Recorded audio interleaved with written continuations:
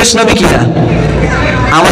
हम मुसलमान है मगर हम में मुसलमानी नहीं, हम मुसलमान है मगर हम में मुसलमानी नहीं, हमें ईमान है मगर हम कामिल मुमिन नहीं, हमें ईमान है मगर हम क्या नहीं कामिल मुमिन नहीं।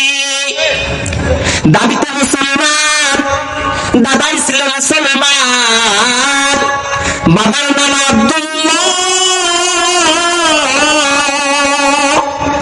তাই পিতার নাম আব্দুর রহমান।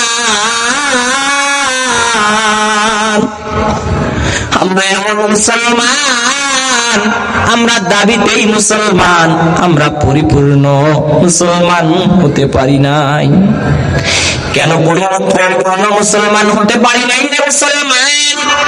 আমরা মনে করি কালিমা জানি না, শুদ্ধ করে কোরআন তেলাওয়াত করতে পারি না। এজন্য তো কবি বললেন हम मुसलमान हैं मगर हम में मुसलमान नहीं, हमें ईमान है मगर हम कामिल मुमिन नहीं। আমরা পরিপূর্ণ নয়, আমাদের ঈমান আছে কিন্তু আমরা তবুও কি নয়, পরিপূর্ণ মুসলমান নই। কেন বললেন? কবি খুব দুঃখের সহিত কথাটা বলেছেন।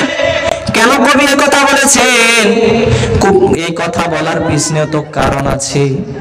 কারণ আমরা নিজেকে দাবি করি মুসলমান, বাইরে গেলে আমাদেরকে যখন জিজ্ঞাসা করে আপনি কি, আমি খুব জোরে বলি আমি মুসলমান।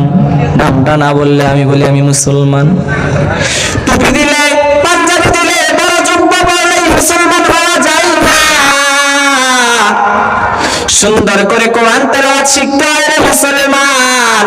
ওই নবীকে জানতে হবে, ওই আল্লাহ তাআলাকে চিনতে হবে, যে আল্লাহ তাআলা সুন্দর করে বানাইলো, যে নবী এত কষ্ট করলো। ও মুসলমান, ভালো করে দিলের কানটা লাগায় বোঝার চেষ্টা করো। এই তার কোথাও পাবা না। এই ইলমে মজলিস সব সময় আসে না। এই ইলমে মজলিস বছরের পর বছরে আসে, এক বছর পর আসে।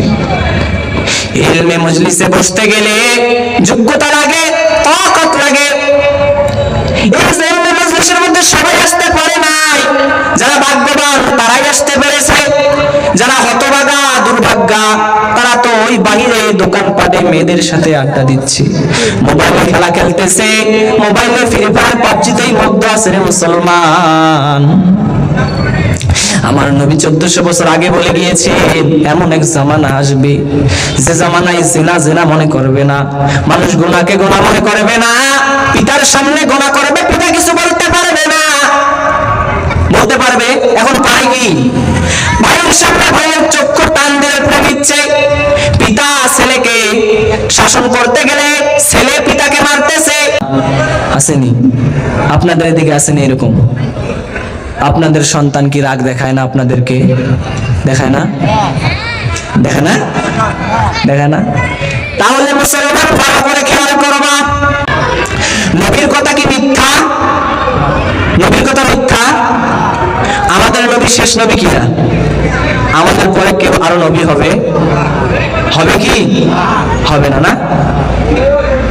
এই কোরআন কি সত্য? এই কোরআনের প্রত্যেকটা হরফ কি সত্য? এই কোরআনের প্রত্যেকটা আয়াত কি সত্য? যদি সবই সত্য হয় তাহলে কেন আপনি আপনার সন্তানকে কোরআন পড়ান না? কেন পড়ান না? এই কোরআন কেন পড়ান না? ও মুসলমান, ভালো করে খেয়াল করবা, আপনার সন্তানকে সুশিক্ষায় শিক্ষিত করবেন। আপনার সন্তান কোনোদিন আপনার উপরে রাগ দেখাবে না। আপনার সন্তান কোনোদিন আপনাকে চট করে একটা গালি দিবে না। আপনি নিজেই দোষী রে মুসলমান, আপনি নিজেই দোষী। কারণ আপনার সন্তান একটা হরফ পড়তে পারে না, একটা আয়াত পড়তে পারে না।